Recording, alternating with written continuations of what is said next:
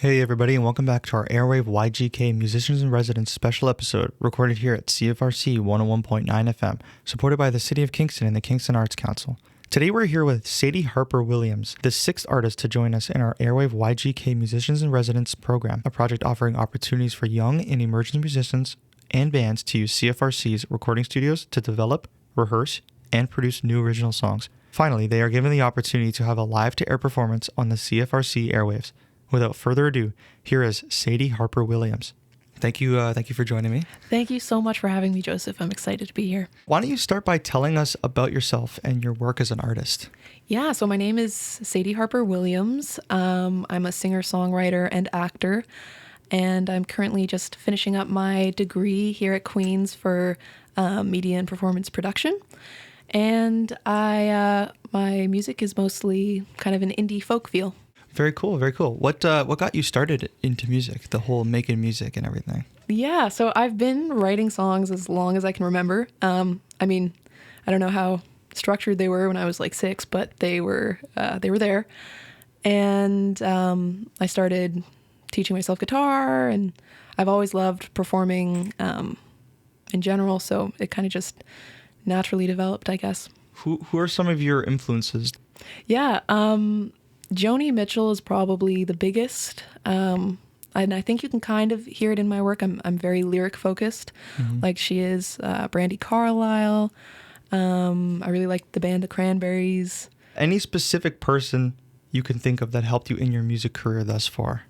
Yeah, actually, Jessica Wolowich, who is another artist in residency here, she kind of got me into performing live in Kingston. We sort of did some duet performances together, and she's had me up on some of her sets for Musiki, which is really awesome, and it just kind of got me into the habit of looking for opportunities. Yeah, fair enough. Yeah. Last time we talked about the Musiki event, and I told her that I never went. And she was like, "You have to go." Wait, you haven't I've never been to Musiki, no. I still have to go. Yeah. You have to. You have to. Yeah. It's such like an integral part of the community, like the music community, I feel like here, because there's so much. She told me to go in like the spring, summertime when it's nice, because she said the balcony opens up and stuff. Totally. So, yeah. Do you have any upcoming gigs there, or? No, I don't actually. I'm graduating, so I'm heading back home. I see. Yeah. Where's home? Home is Niagara, St. Catharines. Okay. Yeah. And then after that, probably Toronto in the fall. So Very cool. Tell us a little bit about your style and technique. Yeah. So as I said, I'm kind of indie folky. I usually write in terms of like the actual process. I'll usually start with basic chords and a melody idea and write the lyrics and the melody sort of simultaneously. I find the writing process itself very kind of mystical and elusive. I don't know if you write at all or if you have written or like any kind of creative process. Yeah, well, I make my own music. Okay. So, yeah. Well, I know definitely about all that stuff. But it's I talk to every artist with them and I say the same thing. It's all about like feel. Like there's theory, there's obviously music theory, but like I feel like it's less about that and more just about like feeling it out. Like I feel like it can be very technical very fast. You know, but it's important to stay like creative. No, totally. I was going to say that I think sort of one of the most important parts of my creative process is just being open. Like sometimes, in fact, often I don't feel in control of what wants to be written when, and it's sort of just my job to just be open to it when it does and to let it go when it doesn't, if that makes sense. Like I can sit for 10 hours and nothing will click writing wise, and then I can sit down another day for like 30 minutes and finish a song in one sitting. In fact, most times the songs that I finish in one sitting and then like edit later are my best. Yeah. And that's a really, really good skill to have as an artist, like to know when a song is done. Because there are a lot of people who like they'll stick on the song and be like, "Oh, let's do this. Let's just re-record this." And then like I also record a lot of bands too. Like I record and mix and make music. Like that's like my thing. And a lot of the bands that I work with, they're like, "Let's just like redo this and redo that." And I'm like, guys, the song is the way it is. And I think, and I'm not even saying that from like a lazy standpoint that I'm like, "Oh, I have to re-record this." It's kind of just like, the idea was already brought out in like the first couple takes or whatever. Like nothing you can really do can change that now. You just gotta let go of the song. And not saying that the song is bad. It's just people get so into their work. Even the top tier artists are like, this song needs to be perfect. Like there's a story that I saw on, it was like Instagram or something, and it was Quincy Jones, if you know who that is. Oh, totally. And he was talking with a mixing engineer, and the mixing engineer was like, I think it was it Thriller, the mix for Thriller? I can't remember. It was one of the Michael Jackson songs. And they ended up doing 99 mixes. So Michael Jackson came back 99 times to do a mix, and he sat with the mix engineer and they did a mix. And Quincy Jones said, let's listen to the first mix. And then they listened to the first mix. He's like, let's listen to the second mix. And then he said, let's listen to like the 50th mix. By the time they got to that end stage, it just didn't sound as good as the second mix. So they ended up going with the second mix, and it was put on the album. Wow. So I think having that skill of knowing when a song is done is very important, you know? Totally. And just the sort of surrender in accepting the song's going to be what it's going to be. Honestly, even as artists, we don't even really have that much control over what that is. It just sort of, it happens how it happens. Yeah, exactly. But half the time I realize it's like little things that are being changed, and it's just the majority of people just won't notice that. And like, yeah, I've even experimented on it before, like on my personal music. Like I've made like things that I've made like heavy changes, being like, oh my gosh, like this is gonna like make or break the song, and I show it to my friend, and like, I still like the first version better, or they sound the same. Sometimes they sound the same, and it's just like, oh damn. Yeah. I put so much work into changing this. But yeah, tell us about the work you do to put into a performance or recording. Yeah, so obviously lots of practice. That's the obvious big one. But also practicing getting into like performance headspace, which I think is really vital as well. And for me, just because I'm a singer, taking care of my voice, sleeping and hydrating. Yeah, very true. Do you use the warm honey technique? Have you heard of that? Oh, the warm honey, like in hot water, or even just like straight up warm honey. Yeah, I used to play in a band too, and our singer would always have like warm honey before we would do a gig, and it would help loosen up her vocal cords. Really? Yeah. I would think that it would be the opposite because it's so sticky, but I guess. No, I think it's just the warmness, even in like a tea or something, like just something warm. Totally. Like, yeah. Interesting. But yeah, I saw it and I was like, what the heck are you eating? That's funny. Yeah. Tell us about some of your recorded work. I know that you released an EP. Yes. So if you want to talk about that. Yeah. So my EP, that was a few years ago. I would say that my style has changed a lot since then. And I think I'd go more sort of an acoustic route production-wise now. But yeah, if listeners want to check it out, it's on my Spotify, Sadie Harper Williams. That one was a really important learning experience for me because I got to explore it. If you listen to it, you can see that they're all pretty different genre-wise, which was really fun. And yeah, I think really helped me learn how I want to structure my sort of repertoire. Yeah, and that's very important, I think. Yeah, because I remember listening to it, and the last song is like a dance like remix. Yeah. And I was like, damn, what the heck? I know, it sort of comes out of nowhere. This is awesome. That's so funny, yeah. I had the same thing with my first album. I do instrumental albums, and it was like a good learning experience because it was totally out of, like, I just wanted to experiment in a bunch of different genres and see like what I liked and what I didn't like. And like I kind of like noticed it when I put the album together. I'm like, you know what? I'm going to kind of not do this style again, but I really like this style that I did on the album. Totally. So it's very important. And just releasing music in general is just, a lot of people just hang on to it and won't release it. Just get it out there. Well, and you can't know until you do it. Like Exactly. I had no idea what I was doing and now I have a better idea. And that's just sort of how the process works. Yeah. I'm very behind the idea of like, you don't know something until you actually go through it. And that's a very like general term, but like an example of that would be like, if you broke your arm and you told me, hey, I broke my arm and I've never broken my arm before, I can't truly empathize with you unless I've broken my arm. So it's kind of like the same thing with music. It's like, hey, I've like released this album and I've learned all these mistakes from the release. Yep. But like a person who hasn't released that stuff and seen, let it sit, like they don't know. Well, and you don't even know the mistakes that you're going to make. Like, you don't even know that exactly. they are a possibility. Just like, there's so many things that can happen, and so many things that you can do that you don't even know you can do because you haven't done it. Exactly. Starting is the best thing. Totally. Just do it. Just release it.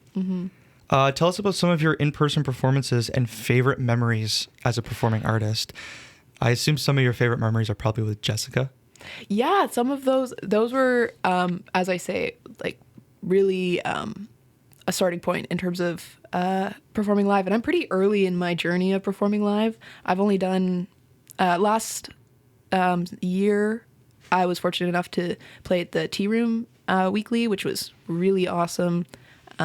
Great learning experience. But most of my playing experience has been with Jessica or busking, which is also was a really great learning experience.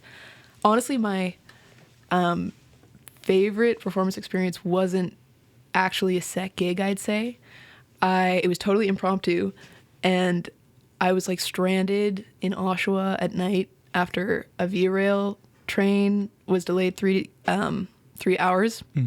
And I missed the second bus by like 2 minutes, and the next bus was at 1 a.m. and I was alone, and the train station was locked, and it was raining, and I was like crying. I was like calling my parents. I was like, where do I go? Everything was closed, and there was this one bar, I think it was called Butler's, and it was open until 1. And I went, and I was like, I'm just gonna sit here and, you know, feel sorry for myself until my bus comes. And it turned out to be like an open mic night. And there was only like 4 people there, and they were all having a great time, but it was really dead. And so I was like, okay, well, I guess might as well. So I asked somebody, and I borrowed their guitar, and I played a couple songs, and I ended up playing a couple duets with this one guy there.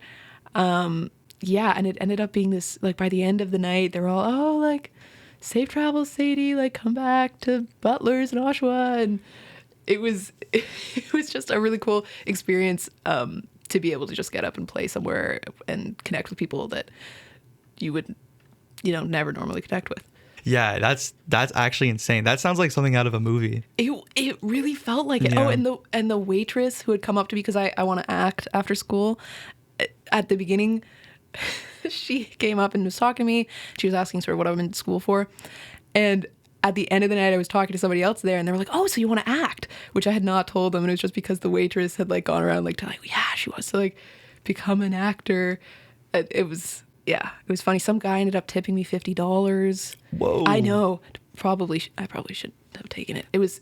That's a megabus ticket right there. It covered my Uber back and forth to the train station. So damn, super, super fun. Yeah. Crazy. Oh my gosh, that's a crazy story.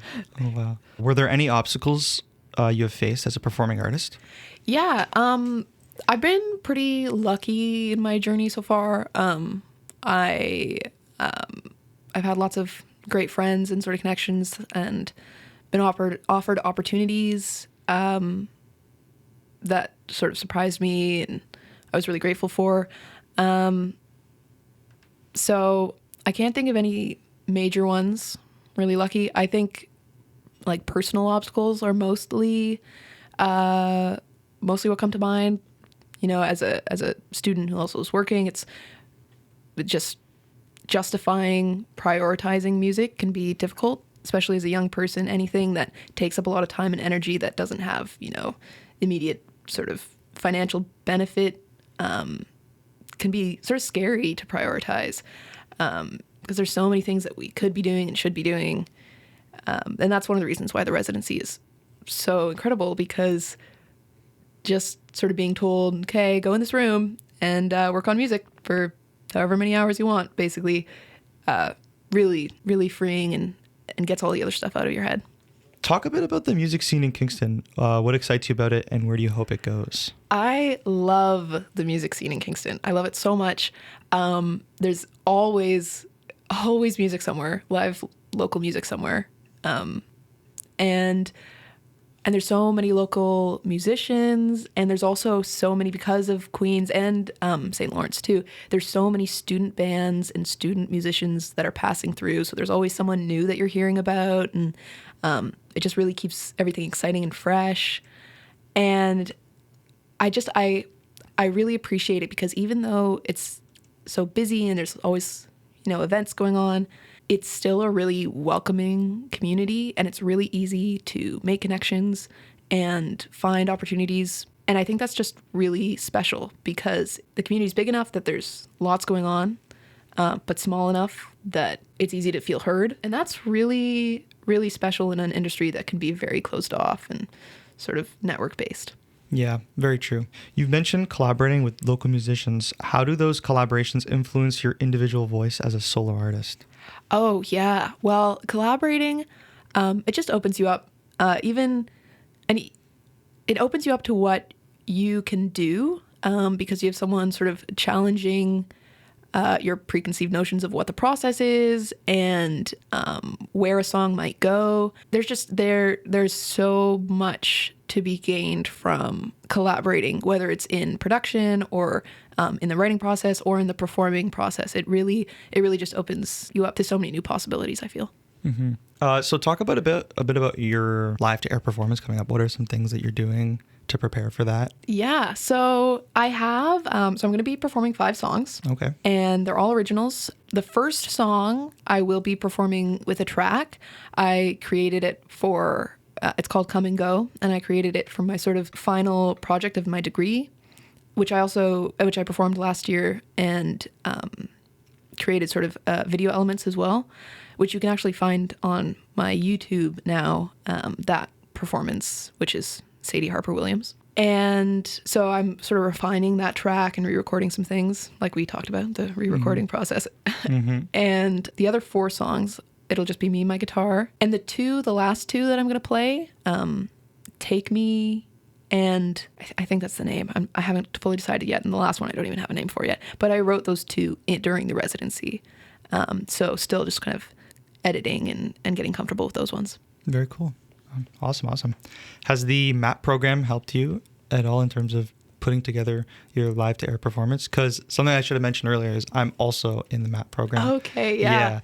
So I know a lot of the interactive elements that can be added to a performance. So how has the MAP program helped you in creating this? Yeah, well, the MAP program is amazing. I wouldn't have done some of the music classes that I did without it. I don't think I'd have a sort of comfort with the idea of recording the way I do. And I don't even know if I would have written the song Come and Go. I'd like to think that I would have, but that was written in the context of creating a final performance. So it's sort of hard to say if that would have come alive. And that one is definitely the song that's closest to my heart and that I'm most excited to perform. Mm-hmm. Because when we were picking artists to be in the program, I watched the MAP 400. I watched your performance and it was really good. And Thank you. I could tell that it was definitely close to home because behind you was pictures of your life and pictures of me and of my grandmother and my parents because it's really rooted in family and the idea of being connected to people that you might not have even met before you and. Mm-hmm. Yeah, it was very much inspired by my maternal grandmother who passed away when my mom was pregnant with me.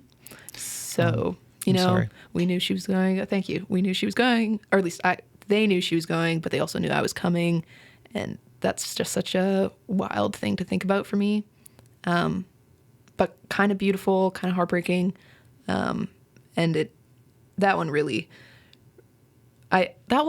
not to get spiritual, I feel came from her. I sat down and I was like, you can help me out with this one, Grandma Jen. Mm-hmm. And that's just what happens. So yeah. Where can folks see you perform or find your recordings? Yeah. As I said, I'm moving home, so I don't have any live performances coming up in the near future, but I do have my EP on my Spotify, Sadie Harper Williams. I'm planning on recording these 5 songs and putting them on there as well. My TikTok has a lot of sort of updates about my music and sneak peeks of new songs, and that is sadieharper.music. And then my YouTube as well. Do you have anything else to add? Anything else to add? Yeah, the fact that this residency is really incredible. I'm really happy to be a part of it. It's a great opportunity for young artists, and I'm really, really grateful for it. Awesome. Well, we're happy to have you. And thank you so much for joining me today. Of course. Thanks for having me. All right, and that was Sadie Harper Williams. And now we're going to go listen to her perform live at CFRC 101.9 FM.